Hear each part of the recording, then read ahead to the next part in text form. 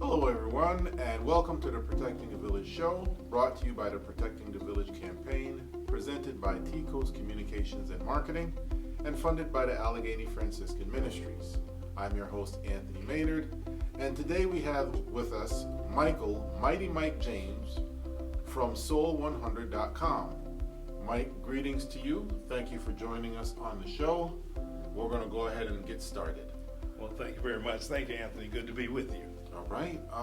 Why don't you go ahead, Mike, and just share a little bit about your origins, your background, where I always thought that you were born and raised right here in Florida, but apparently you're a transplant as well. Share a little bit about that. Well, as a transplant, I'm originally born in Muskegon, Michigan. Ski Town. Yeah, right. Ski Town, Muskegon, Michigan, and raised in Lansing, Michigan, and moved to Florida in 1976 after I graduated from college, but I am a Floridian. The last time I was in Michigan in 1988, it snowed so bad it took 2 days to get out. So I told God, Yeah. God, if you get me home. So I've been definitely a Floridian, but I enjoy still having family members that live in Michigan, but Florida's my home, and I have been since 1976. Florida is for me. Awesome. So, what? It seems like the cold ran your way. Yeah. But what brought you to Florida? What made you think that Florida and the Fort Pierce area, this Treasure Coast, would be a good place for you? Well, I graduated from college and looking for a job. I was a school teacher and graduated from Spring Arbor College, go Cougars, and couldn't find a job. And a friend of mine that lived on the floor said, well, my mom works with the school board in Palm Beach County. So I sent my resume, and they called me back in 2 days and told me I had 1 day to get to Florida because it was a year-round school in Jupiter. So I jumped in my little VW and packed all 12 of my little records and 2 pair of shoes and some clothes and headed out to Florida. Came to Palm Beach County first and worked for the Palm Beach County school system for 10 years, school teacher. Awesome. Well, I'm glad for that person on the school board that gave you the opportunity. Oh yeah, I and brought enjoyed you it. here. Enjoyed it. Now, in that time, interesting there now, so you started in the school system as a teacher, Mm-hmm. but I know you as Mighty Mike on the radio. Mm. How does one bridge that gap? How do you come from being a school Don't make me teacher tell that story. to being on the radio to and adopting that moniker Mighty Mike? How do we get there? Let me preface it. Going to school at Spring Arbor College, we had a speech class. Okay. That means you had to stand in front of people, do your speeches and things like that. And I also played basketball and ran track and everything for the school. I would do everything that I could not to make that speech class, to get up in front of people and talk. Oh my goodness, nerves, sweat, and all that. So the coach came to me and said, you're 1 day from losing, everything was 1 day. You're 1 day from losing your scholarship, so you need to get on it. So I would go to those speech classes. But what happened was when I moved to Florida, got interested in, I started working at a record store, which is now defunct, called Sgt. Pepper's Records. A man came in, was buying all these records all the time. So I asked him, what do you do? He says, well, I have a nightclub, and I'm doing my thing. He says, you come on down, visit the nightclub. So I go down there, and I'm just amazed. Mm-hmm. Here's all these people screaming and hollering, having a good time. And I thought in the back of my mind, I'd like to do that. Okay. So I'm going to give credit to Lee Allen Hooks Jr., who is known as the music master, starting me to be a DJ. Then he took me to the radio station, WPOM Radio, to have my voice on a commercial. He thought my voice was great. I thought I sounded like a big squirrel. So he says, just come with me. So we go there and we do the commercial, and the program director said, have you ever thought, and this, he shouldn't have said this, have you ever thought about being in radio? Now, I didn't tell the truth. I told him, yes, all the time. I'm just looking for an opportunity. You know how you do that voice thing. He says, we have an opening on Sundays. Come in, it's jazz on AM radio. AM radio with jazz. And I told him, okay. I hadn't been in a radio station, didn't know anything, but, and I give God his platitudes on this one. I was terrible. I'm just terrible. When I first hit the radio, there's a guy in Florida still that has a tape of my first radio show. Every once in a while he'll call me. He'll play the tape and he's laughing in the background. because I was screaming and hollering, just all kinds of stuff. But that's what brought me to radio. And it was a terrible experience, but I, hung in there and little by little and got trained by some of the guys out of Miami and Fort Lauderdale and go to all the big conventions and things, and you learn all this trade from people. I'm a self-taught radio personality. Awesome. Self-taught, awesome. Now, in addition to the traditional radio, I understand that right now you're also doing internet radio. Mm-hmm. Can you tell us a little about soul100.com and some of the other internet radio stations that you're involved with? I get excited about radio. I'm supposed to be retired. Okay. Done, taught school, radio, did all of that. But once you're in, you're in. And if you find something that you love, you want to make sure that you continue that. Right. Because if you love something and you don't do it, then you tend to waste away and all of that. So I have soul100.com. It is a 24-hour gospel radio station, except I do a morning show from 7:30 to 10. And then I have a friend that has a show, a radio in Washington, D.C. Okay. It's called the Gospel Time Machine. So I do his morning show also. So I'm in Florida and I'm in Washington, D.C. at the same time. Okay. Also, I have a jazz. We love jazz. Also, I have reggae or island, and we love island music. I just put up one called Lovin', L-O-V-N 100, Lovin' 100. It's all love songs and soft music and things like that. And I just can't stop. I just can't stop. I'm thinking of some more too, because it's a simple thing that you can do, but what it is very, very, very rewarding, because I have a background now in radio and programming and production and promotions and all that, and this is just a way that I can continue that, and it just helps to keep me moving forward. Well, man, that's awesome, and I hope that you would continue and that you have that opportunity for as long as you want. Oh, definitely. Because, your voice is really well known, and it sounds like, you've really taken that and divided into so many different avenues. That's really impressive.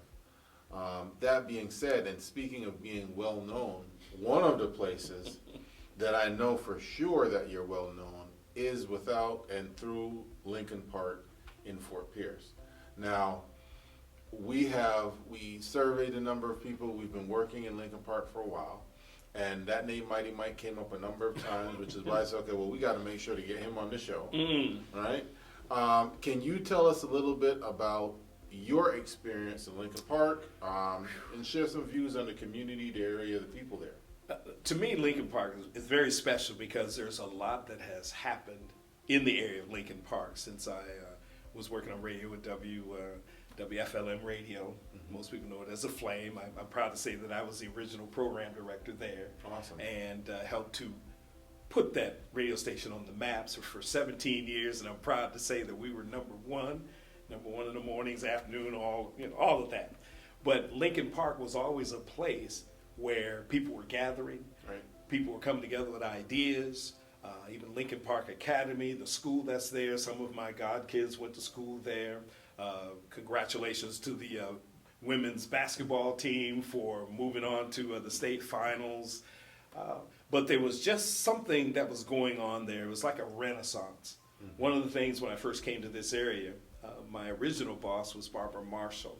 And she said to me, Mike, you do the best that you possibly can do, but just don't embarrass me. That was, go out here and do what you had to do. And it's about community. And what I found out that the Lincoln Park community, all those avenues, those streets, that school, everything that was going on there was for the good of that community.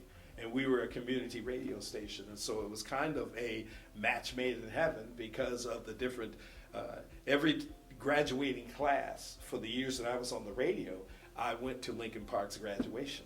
Nice. Because it was just a great bond that we had with the parents and with the different resources that were being brought to the Lincoln Park area. When looking at national recognition, Lincoln Park was always a nationally recognized entity, even though they say it was in that location. But it was the best location for it, because out of that, I learned that you can grow flowers out of stone if you water it enough. Right. Well said, and I think that what you've shared there is some of the impressions that a number of people have gotten, Definitely. you know, from Lincoln Park. Even here ourselves at the Protecting the Village campaign, we have been in Lincoln Park for a number of months now. The founder, Joel, and myself had previous experience for years in Lincoln Park as well. But with Allegheny Franciscan Ministries bringing this campaign to Lincoln Park, we've covered a number of topics there. We've encountered a number of people there. It's been a wonderful experience thus far. And thankfully, we've been able to bring some resources as well as information, pertinent information, to the people there. One of the things that we are covering right now, and the primary thing, it's in all of the news cycles, is COVID-19 and the COVID-19 vaccine. I wanted to start with COVID-19 first, and have you had any personal experiences about the impact of that, whether it's personal or community-wise? Well, everybody, it's hard for anybody to say that they've not been impacted by it, whether it was economically, medically, family members. Yes, I've had family members that died because of COVID. I know nurses and doctors and people who are in the middle ground there. Also know a few politicians that have made that their mission to cover whatever it is going to help for us to deal with COVID-19. Since that February, it's weird that it's been a year now. Yeah. It's hard to think it's been a whole year, but with all the devastation, with almost 600,000 people whose lives have been lost. On all of the broadcasts that we do, we send out public service information. We encourage people to wear their mask. We encourage people to wash their hands, social distancing, and all of that. We didn't know that the one drawback with it, we didn't know that people didn't mind being affected by COVID because they wanted to go get their hair done. They wanted to go to the clubs. They wanted to, be around people. And it's a sacrifice to have to deal with COVID. Let me say this in that I hated for it to have become a political thing because we're talking about the lives of people. Right. And the job of government or the job of anyone in those positions is first the preservation of the people. And so my experience has been talking about it, dealing with people who have survived and not survived it, anticipating that something or someone's going to come along and help open that door so we can move this out of the way so we can go ahead and move forward. Okay, well said. One of the things that we wanted to make sure that we addressed is the actual now vaccine. I think you gave a good overview and synopsis in terms of the impact and your experience or outlook on COVID-19. The vaccine itself, though, has been rolled out, and we're ramping up constantly in order to get to a place where as many people as possible have been vaccinated. I wanted to ask you if you have been vaccinated yourself, and if so, what was your experience with that? What would you offer about that experience to everybody watching? I'm happy to say that just recently, just a week ago, I was vaccinated with the first round. Okay. I had heard all the stories, and all the people were, and they were saying all incredible things about, well, if you get vaccinated, you won't be able to see, your hair fall out, you won't be able to smell, you'll be limping for life, but when I went, it was as simple as any other shot that I've ever taken. Just go, and they take your records, and they alcohol your arm, give you the shot, you sit for a little while, they come by and make sure you're okay, and I left. The only pain I felt was a day later, just a little pain that was there where they injected me. Other than that, now I go back in 2 weeks to get the second. Right. But I'm confident about it because no one really likes being sick. I don't like taking pills. I love doctors, but I don't like doctors. But I do encourage people. This is where the rubber meets the road. As opposed to it being a political thing, as opposed to it being anything other than this is about self-preservation, and that's one of the rules as a human being you want to preserve. And there's a lot of people shouting a lot of things saying you shouldn't do this, but I'm going back for my second one, and I'm going to be happy, and I encourage people to go ahead and do that. Okay, so you're about a week out. You're feeling good. I'm feeling great. Feeling great. You're not going to be limping around. And No, I'm not going to be running a marathon or anything, but yeah, I feel good. I feel good physically and mentally about it because of the apprehension that a lot of people express. But that's with anything. Right. You know, there's apprehension on anything that you do. It's just that you have to, as a person, look at it for what the importance of it is, and you make that step. Okay. Well, thank you for that. And with that being said, what else now can we expect? Since I've been here, there's consistently something going on where either I hear about Mighty Mike, I'm hearing his voice on the radio, some sort of way. Yes. Now you've got multiple channels on internet radio. What's going on now in terms of current projects, and what can we expect to see from you in the future? I have a lot of irons in the fire. Okay. I'm more busy than I was when I was just working at one radio station, of course. But the opportunities keep coming. Everywhere from jazz concerts, production companies, working with some of the great young musicians that are around here, working with my church, Faithful Outlaws, working with my church, being out in the community. Every other week or so, every second Wednesday, fourth Wednesday, I work with the Church Goes Food Bank. We help to deliver food to some of the sick and the shut in. But as far as me personally, the door is always open. Things are always coming my way, just like when Joel called. He said, if you give me a couple of minutes, I got to tell you about an idea I have. So about an hour and 45 minutes later, we were still talking about these ideas, and then that got me going. Then when he says, well, come over to our new studios, and I come over to the new studios, and I'm wandering around here with my tongue hanging out. I'm jealous now. There is always an opportunity. And I tell my kids the same thing. Every day is an opportunity. Something's going to come to you, and you got to be ready for it. And so if it hasn't been in radios and television production, doing commercials, voiceovers, I can be here all day telling about how good God has been to me and opened doors and things that have happened to me, even when I wasn't looking for it.